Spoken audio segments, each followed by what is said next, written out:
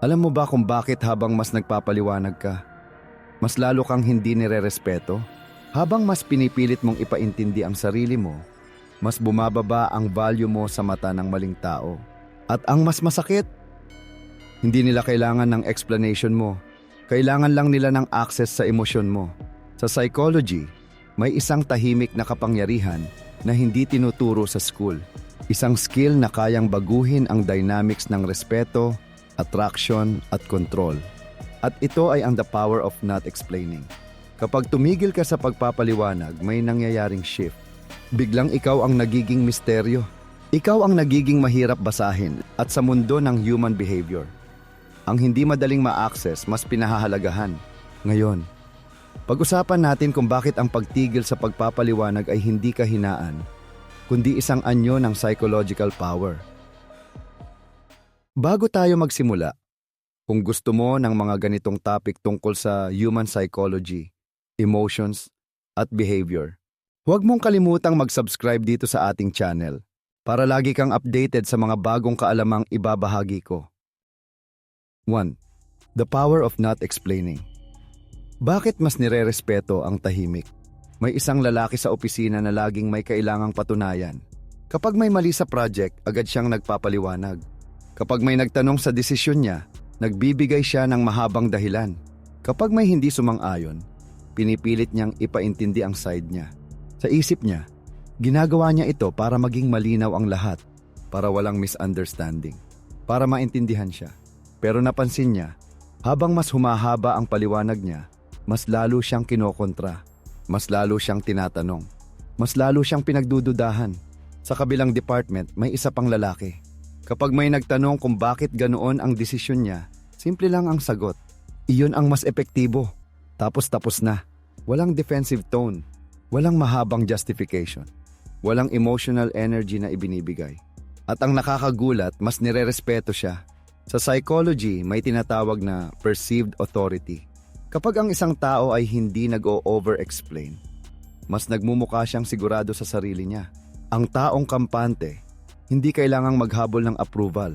Hindi niya kailangang kumbinsihin ang lahat. Kapag masyado kang nagpapaliwanag, may silent signal kang ipinapadala.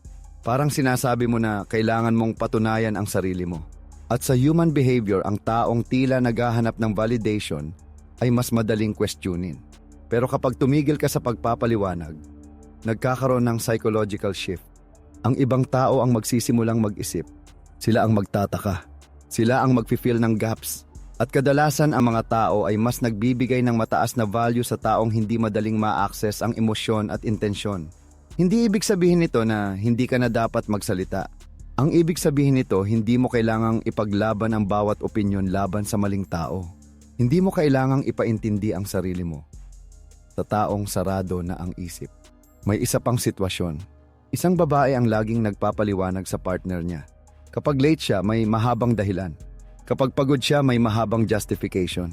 Kapag may hindi siya nagawa, may mahabang depensa.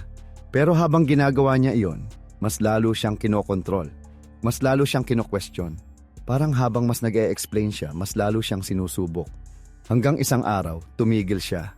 Hindi sa pagiging cold, hindi sa pagiging bastos, kundi sa pagiging malinaw. Ganito ang desisyon ko. Hindi ako available. Hindi ako komportable dyan. Walang mahabang paliwanag. Walang emotional drama. At doon nagsimulang magbago ang dynamics. Mas naging maingat ang kausap niya. Mas naging controlled ang tono. Mas nagkaroon ng respeto. Dahil ang taong hindi nag-o-over-explain ay nagpapakita ng internal certainty. At sa psychology, ang certainty ay nakakabuo ng authority. Kapag hindi mo na kailangan ipaliwanag ang bawat galaw mo, ipinapakita mo na hindi nakadepende ang value mo sa approval ng iba. At ang taong hindi naghahabol ng validation, mas mataas ang tingin sa kanya. The power of not explaining ay hindi tungkol sa pagiging tahimik lang. Ito ay tungkol sa emotional discipline. Sa pagpili kung kailan ka magsasalita at kailan ka titigil. Dahil minsan, ang tunay na lakas ay hindi nasusukat sa dami ng paliwanag, kundi sa kakayahan mong manatiling kalmado, sigurado, at hindi defensive. 2. Kapag tumigil ka sa pagpapaliwanag, dito sila matatakot. May isang bagay na hindi agad napapansin ng karamihan. Habang palagi kang nagpapaliwanag, komportable ang mga tao sa'yo. Alam nila kung paano ka gagalawin. Alam nila kung paano ka kukwestiyonin. Alam nila na kapag pinrest ka nila, magsasalita ka. At habang nagsasalita ka, ibinibigay mo sa kanila ang emosyon mo, ang oras mo, ang validation na hinahanap nila. May isang lalaki na laging tinatanong ng barkada kung bakit hindi siya sumasama. Sa bawat pagtanggi may mahabang dahilan. Pagod siya, may trabaho siya, may ibang plano siya. Sa bawat paliwanag may follow-up na tanong. Talaga ba? Hindi ka lang ba tinatamad? May iba ka bang kasama? Habang mas nagpapaliwanag siya, mas lalo siyang kinukulit. Parang habang mas nagiging malinaw siya, mas lalo siyang sinusubukan. Isang araw, iba ang ginawa niya. Nang tanungin siya kung bakit hindi siya sasama, simple lang ang sagot niya. Hindi ako pupunta. Tahimik, diretso, walang dagdag. Biglang nag-iba ang reaksyon. Walang masyadong follow-up. Walang masyadong pangungulit. May konting discomfort sa hangin. Sa psychology, ang tao ay may natural na desire for control at predictability. Kapag kaya ka nilang ipaintindi ang sarili mo, pakiramdam nila may access sila sa'yo. Kapag kaya ka nilang pag-explainin, pakiramdam nila may impluensya sila sa desisyon mo. Pero kapag tumigil ka sa pagpapaliwanag, nawawala ang access na iyon. Hindi ka na nila madaling mabasa. Hindi ka na nila madaling ma-pressure. At doon sila nakakaramdam ng takot. Hindi takot na parang horror, kundi takot na mawalan ng kontrol. May isa pang sitwasyon sa relasyon. May partner na laging naghahanap ng paliwanag. Bakit hindi ka nag-reply agad? Bakit ganito ang tono mo? Bakit ayaw mo sumama? Sa tuwing magpapaliwanag ka, binibigyan mo siya ng kapangyarihan na suriin at hatulan ang dahilan mo. Pero kapag ang sagot mo ay malinaw at maikli, busy ako. Hindi ako komportable. Hindi ko gusto yon. Walang debate. Walang mahabang depensa. Doon nagsisimula ang shift. Kapag hindi ka na madaling matrigger na magpaliwanag, ipinapakita mo na hindi ka na naghahabol ng approval. At ang taong hindi naghahabol, mahirap kontrolin. Sa ilalim ng lahat ng ito may isang coded message. Kapag tumigil ka sa pagpapaliwanag, sinasabi mo sa mundo na sapat ka na. Hindi mo kailangang patunayan ang bawat decision mo. Hindi mo kailangang ipagtanggol ang bawat boundary mo. At sa human behavior, ang taong may malinaw na boundary na hindi na kailangang i-justify, siya ang hindi madaling galawin. Kaya minsan kapag tumigil ka sa pagpapaliwanag, hindi sila nagagalit dahil mali ka. Nagiging uncomfortable sila dahil hindi ka na nila hawak. 3. Huwag ka nang mag-explain. Ang sikolohiya ng tahimik na kapangyarihan. May isang babae na kilala sa pagiging mabait at maunawain. Kapag may nagtatampo sa kanya, agad siyang nagpapaliwanag. Kapag may hindi nakaintindi sa desisyon niya, nililinaw niya agad. Kapag may nagkamali ng interpretasyon tungkol sa kanya, tinatama niya kaagad. Sa isip niya, tama lang yon. Ayaw niyang may masirang relasyon. Ayaw niyang may mag-isip ng mali tungkol sa kanya. Pero habang tumatagal, napagod siya. Napansin niya na habang mas nag-e-explain siya, mas lalo siyang inaasahang mag-adjust. Mas lalo siyang ginagawang accountable kahit hindi naman niya kasalanan. Parang habang mas mabait siya, mas lalo siyang sinusubok. May isang pagkakataon na napagkamalan siyang suplada dahil hindi siya sumama sa isang event. Dati magpapadala siya ng mahabang message para linawin ang side niya. Pero sa pagkakataong iyon, hindi siya nag-explain. Wala siyang ipinagtanggol. Wala siyang kinorek. Pinili niyang manahimik. Ilang araw ang lumipas. Unti-unting nagbago ang tono ng mga tao sa paligid niya. Mas naging maingat sila sa assumptions. Mas naging direct sila sa pakikipag-usap. Sa psychology, may konsepto ng silent confidence. Ang taong hindi agad nagtatanggol ng sarili, nagmumukhang mas sigurado sa kung sino siya. Hindi siya nagmamadali na kontrolin ang perception ng iba. Alam niya ang katotohanan niya at sapat na yon. Kapag palagi kang nag-e-explain, may ipinapakita kang urgency na ma-approve. At ang urgency na yon minsan ay binabasa ng ibang tao bilang kahinaan dahil alam nilang kaya kanilang galawin sa pamamagitan ng pagdududa. Pero kapag tumigil ka sa pagpapaliwanag, nagkakaroon ng espasyo. Espasyo para sila ang mag-isip. Espasyo para sila ang mag-adjust. Espasyo para lumitaw kung sino ang may tunay na respeto sa iyo. Ang tahimik na kapangyarihan ay hindi pagiging passive. Hindi ito pag-iwas sa responsibility. Ito ay ang kakayahang pumili kung kailan ka magsasalita at kung kailan sapat na ang katahimikan. May mga pagkakataon na kailangan ang paliwanag. lalo na kung may mali kang nagawa. Pero may mas maraming sitwasyon na ang pagpapaliwanag ay nagiging habit na lang para hindi ka ma-misunderstand. Ang problema, hindi mo kontrolado ang interpretation ng lahat. Kahit gaano ka kahaba magpaliwanag, may taong pipili pa rin ng sariling bersyon ng kwento. Kaya minsan, ang mas malakas na desisyon ay ito. Huwag ka nang mag-explain sa taong hindi naman handang umintindi. Sa ganitong paraan, hindi ka nagiging malamig, nagiging malinaw ka lang. 4. Bakit mas lalong tumataas ang value mo? May isang empleyado na laging available. Kapag may biglaang utos, oo agad.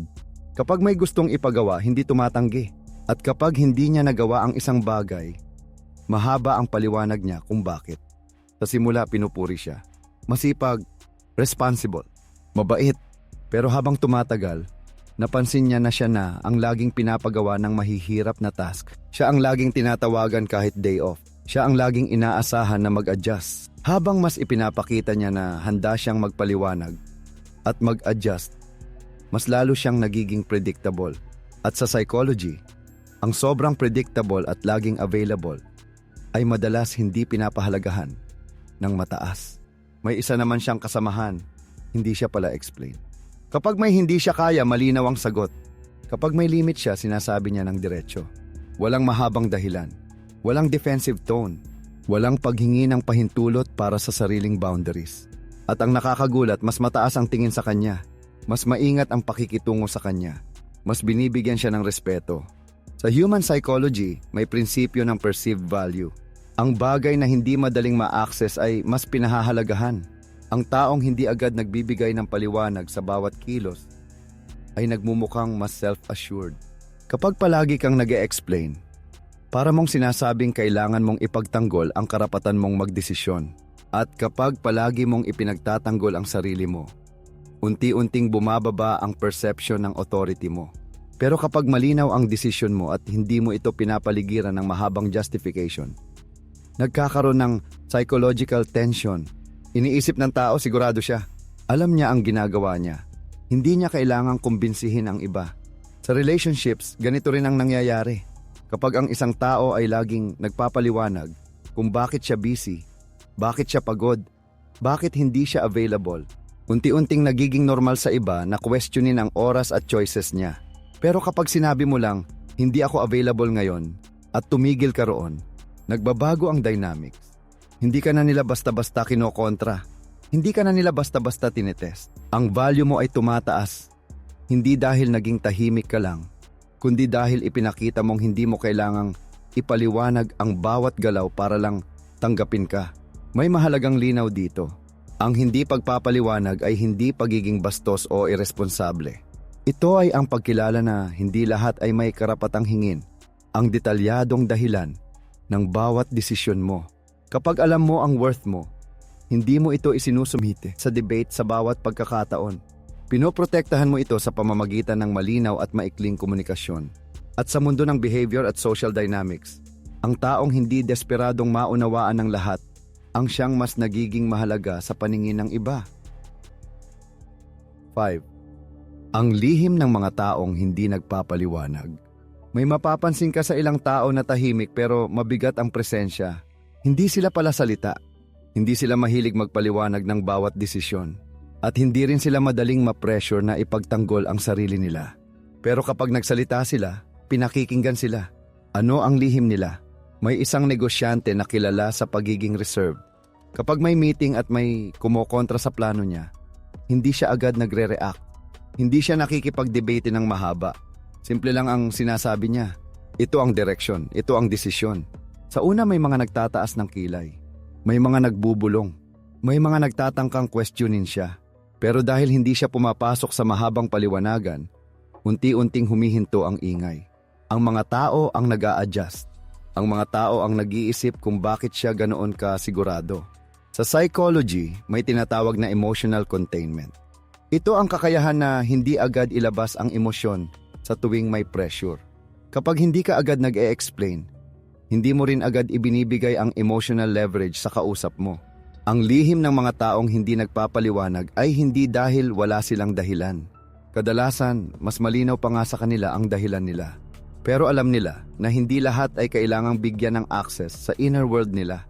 Kapag palagi kang nag-e-explain, para kang nagbubukas ng pinto para suriin ang bawat detalye ng buhay mo. At sa bawat detalyeng iyon, may pagkakataon ang iba na questionin ka. Pero kapag pinili mong maging maikli at malinaw, hindi ka nagbibigay ng extra material para sa debate. May isang babae na napansin na sa tuwing may magtatanong kung bakit hindi siya sumasama sa ilang gatherings, kapag mahaba ang paliwanag niya, may kasunod pang pressure.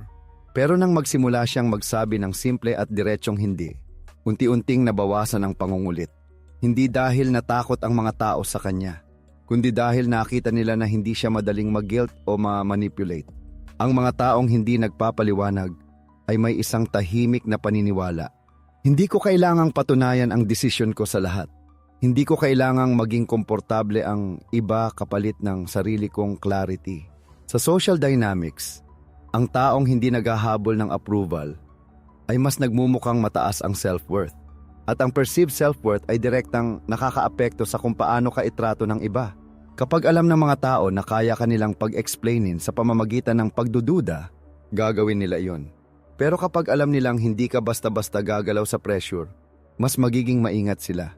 Ang lihim ay hindi pagiging cold. Hindi rin ito pagiging mysterious para maglaro ng isip. Ito ay pagiging grounded. Alam mo ang dahilan mo. Alam mo ang limit mo. At hindi mo ito isinusuko para lang maiwasan ang konting discomfort. 6. Kapag hindi ka na nag-explain. Ito ang mangyayari sa dynamics ng tao. May isang lalaki na sanay mag-adjust sa lahat. Sa pamilya, siya ang laging nagpapaliwanag kapag may misunderstanding. Sa trabaho, siya ang laging nagde-defend ng sarili kapag may puna. Sa relasyon, siya ang unang nagpapadala ng mahabang message para ayusin ang lahat. Sa bawat sitwasyon, pareho ang pattern.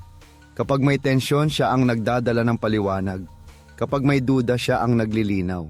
Kapag may conflict, siya ang nagsusoften ng atmosphere. Pero may napansin siya. Habang siya ang laging nag-e-explain, ang ibang tao ay hindi na natutong umintindi ng kusa. Hindi na sila nag-iingat sa salita. Hindi na sila nag-a-adjust. Dahil alam nilang siya ang laging mag-aayos. Isang araw nagbago ang desisyon niya. Hindi na siya agad magsasalita sa tuwing may issue. Kapag may akusasyon na hindi totoo, hindi na siya maglalabas ng mahabang depensa. Kapag may hindi nagustuhan sa desisyon niya, hindi na siya magbibigay ng mahabang justification. Simple at malinaw na sagot na lang. O minsan tahimik na lang. At doon nagsimulang magbago ang dynamics. Una, nagkaroon ng discomfort. May mga nagulat, may mga nagtaka kung bakit hindi na siya tulad ng dati. May mga sumubok pang i-push siya para magsalita. Pero dahil hindi na niya ibinibigay ang dating reaction, unti-unting nag-adjust ang paligid. Sa psychology, ang behavior ng tao ay madalas response sa pattern na nakasanayan. Kapag nasanay silang may paliwanag ka sa bawat galaw, aasahan nila yon. At kapag bigla mo itong inalis, nagkakaroon ng reset sa interaction. Kapag hindi ka na nag-e-explain, 3 bagay ang kadalasang nangyayari. Una, mas nagiging maingat ang mga tao sa approach nila. Dahil hindi na nila makuha agad ang emosyon mo, hindi na sila sigurado kung paano ka gagalawin. Ikalawa, lumilitaw kung sino ang may tunay na respeto. Ang taong may malasakit, lalapit para umintindi. Ang taong sanay lang, mang-pressure, mawawala kapag hindi na gumagana ang taktika niya. Ikatlo, mas nagiging malinaw ang boundaries mo. Kapag hindi mo na ipinaglalaban ang bawat detalye, mas nagmumukha kang sigurado sa desisyon mo. May isang babae sa relasyon na laging nag-e-explain kung bakit kailangan niya ng space. Sa bawat paliwanag may kasunod na guilt hanggang sa tumigil siya. Sinabi lang niya, kailangan ko ng oras para sa sarili ko. Walang debate, walang mahabang paliwanag. Sa simula nagkaroon ng tensyon, pero kalaunan, natutunan ng partner niya na igalang ang espasyo niya. Dahil ang hindi na pagbibigay ng sobrang paliwanag ay nagbago ng power balance. Hindi na siya ang laging nag-a-adjust para maging komportable ang iba. Kapag hindi ka na nag-e-explain ng sobra, hindi ibig sabihin wala kang pakialam. Ibig sabihin, alam mo na kung alin ang dapat mong ipaliwanag at alin ang hindi na kailangan. At sa social dynamics, ang taong may kontrol sa sariling emosyon at salita, ang kadalasang nagtatakda ng tono ng relasyon. Kapag tumigil ka sa over-explaining, Hindi lang perception ng iba ang nagbabago, pati ang tingin mo sa sarili mo. Mas nagiging malinaw ang self-respect, mas nagiging solid ang boundaries, at mas nagiging balanced ang pakikitungo ng tao sa'yo. 7. Bakit mas malakas ang hindi pagpapaliwanag? May isang manager na hindi pala salita. Kapag may reklamo ang team, nakikinig lang siya. Kapag may nagrereklamo tungkol sa desisyon niya, hindi siya agad sumasagot. Tahimik lang, nakatingin, kalma. Sa unang tingin parang mahina siya. Parang wala siyang depensa. Parang hindi niya ipinaglalaban ang sarili niya. Pero habang tumatagal may napansin ang team. Kapag siya ang nagsalita, lahat tumatahimik. Kapag siya ang nagdesisyon, bihira ang kumukontra. May bigat ang presensya niya. Ano ang meron sa katahimikan? Sa psychology, ang silence ay hindi kawalan ng power. Minsan ito ang pinakamalakas na anyo ng kontrol. Kapag hindi ka agad nagpapaliwanag, hindi ka agad nagre-react, pinipigilan mo ang ibang tao na makuha ang emosyon mo. Ang over-explaining ay kadalasang emotional reaction. Kapag may nagduda, gusto mong linawin. Kapag may kumontra, gusto mong depensahan ang sarili mo. Natural ito. Pero kapag pinili mong manahimik at maging maikli sa salita, nagkakaroon ng psychological pressure sa kausap mo dahil ang tao ay komportable sa predictable reaction. Kapag nasanay silang sumasagot ka agad, inaasahan nila iyon. Kapag bigla kang hindi nag-react, sila ang nakakaramdam ng tensyon. May isang sitwasyon sa relasyon. May partner na mahilig magtanong ng paulit-ulit. Bakit ganito? Bakit ganyan?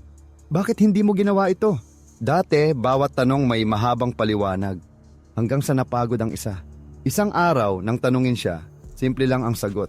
Ganito ang desisyon ko. Tapos tahimik na. Walang pagtaas ng boses. Walang galit. Walang drama. At doon nagsimula ang pagbabago. Dahil ang katahimikan na may confidence ay mahirap labanan. Wala kang maipipintas. Wala kang maipupul na emosyon. Ang power of silence ay hindi pag-iwas.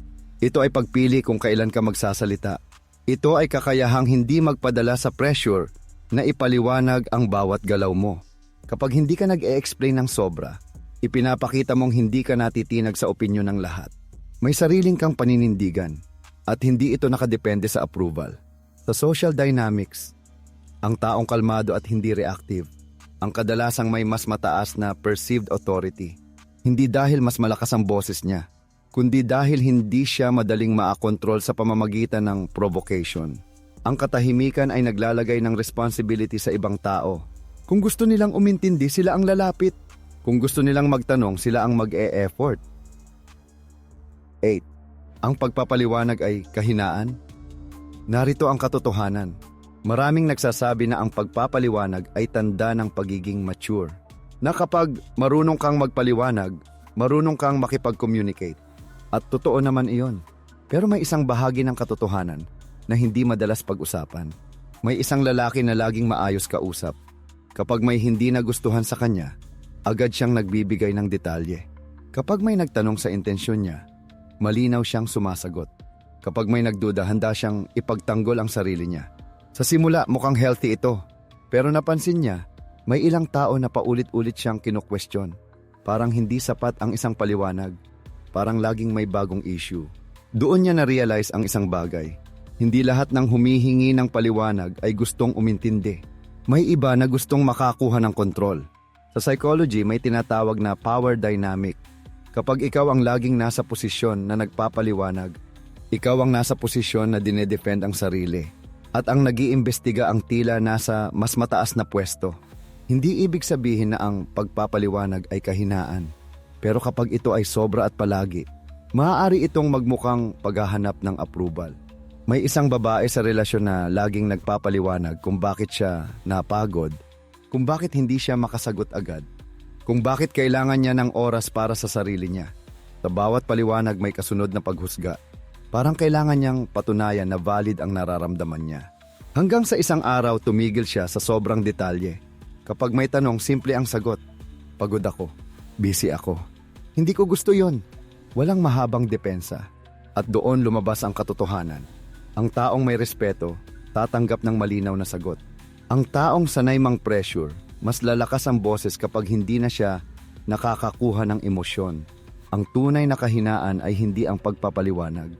Ang tunay na kahinaan ay ang takot na ma-misunderstand. Kaya handa kang isuko ang boundaries mo. May mga sitwasyon na kailangan ang malinaw na usapan, lalo na kung may pagkakamali o kailangang ayusin. Pero may mga pagkakataon din na ang sobrang paliwanag ay hindi na communication, kundi self-defense na galing sa insecurity. Psychology coded ito.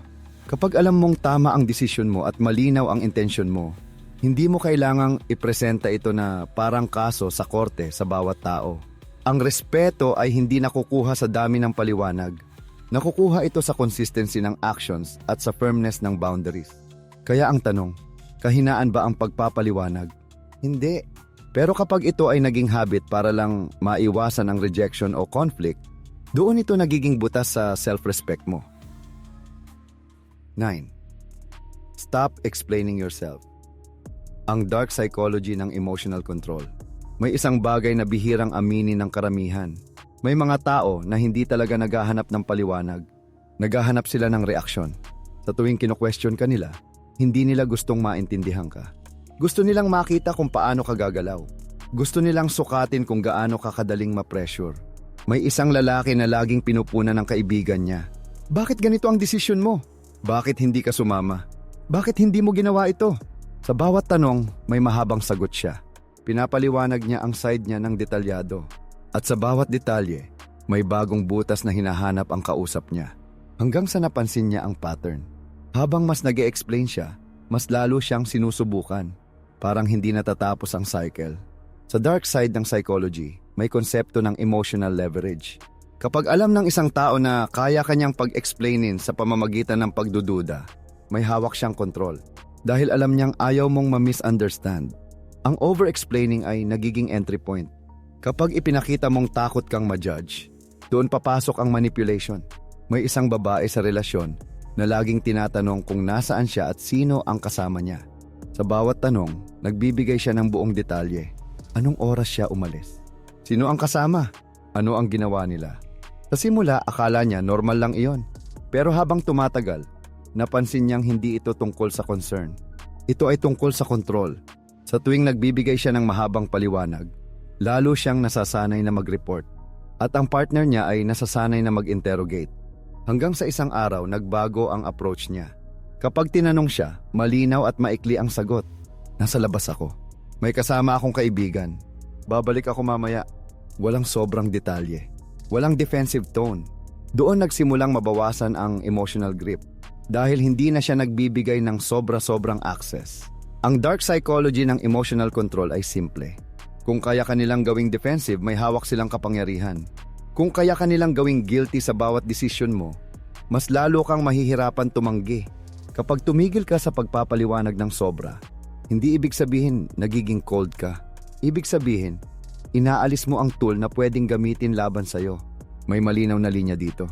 Hindi ito tungkol sa pagiging sarado o walang accountability. Kapag may mali ka, kailangan mong akuin yon.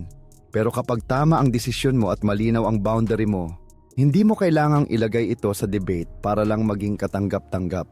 Ang tunay na emotional control ay nagsisimula sa sarili. Kapag hindi ka madaling matrigger na ipagtanggol ang bawat kilos mo, hindi ka rin madaling manipulahin. Stop explaining yourself ng sobra. Hindi dahil may tinatago ka, kundi dahil alam mo na hindi lahat ay may karapatang suriin ang bawat detalye ng buhay mo. 10. Habang mas kaunti ang salita, mas mataas ang respeto. May isang senior sa kumpanya na hindi mahilig magsalita. Sa meeting, bihira siyang magbigay ng mahahabang opinyon. Kapag may tanong sa kanya, maikli at diretsyong sagot lang ang ibinibigay niya. Walang paligoy-ligoy, walang mahabang paliwanag. Pero kapag siya ang nagsalita, lahat nakikinig. May isa namang empleyado na kabaligtaran. Laging may dagdag na detalye. Laging may paliwanag sa bawat kilos. Kapag may nagtanong, parang kailangan niyang patunayan ang sarili niya sa pamamagitan ng haba ng sagot. Habang mas marami siyang sinasabi, mas marami ring pwedeng questionin. Mas marami ring pwedeng baliktarin laban sa kanya. Sa psychology, may isang simpleng prinsipyo.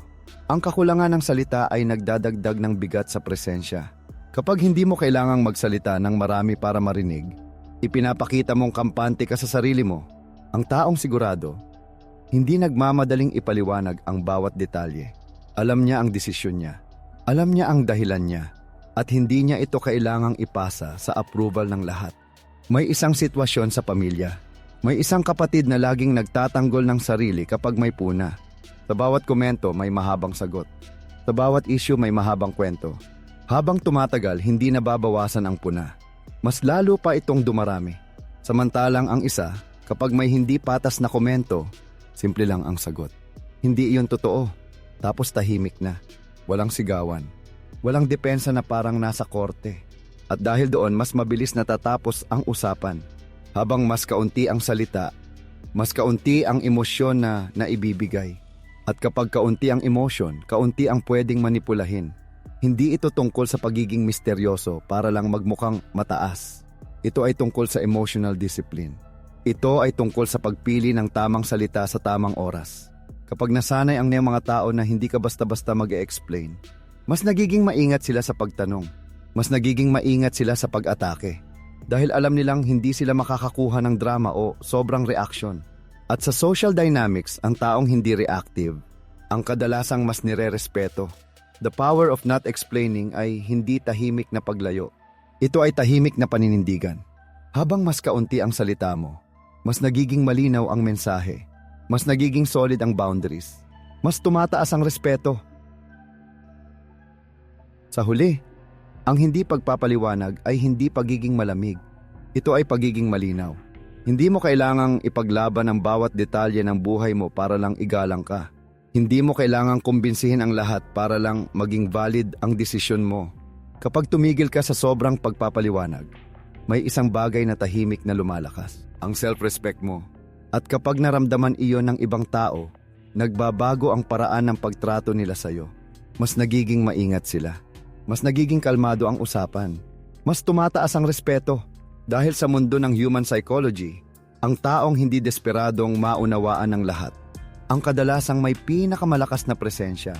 Ngayon, tanungin mo ang sarili mo. Ilang beses ka nang nag-explain para lang maiwasan ang discomfort? Ilang beses mo nang ipinagtanggol ang sarili mo kahit hindi naman kailangan? Baka oras na para piliin ang katahimikan. Baka oras na para piliin ang malinaw na boundaries. Baka oras na para ipakita ang tahimik mong kapangyarihan. Kung gusto mo pang matutunan ang mga ganitong psychology insights tungkol sa human behavior at personal development, mag-subscribe ka na at i-turn on ang notification bell para lagi kang updated sa mga bagong episode dito sa ating channel.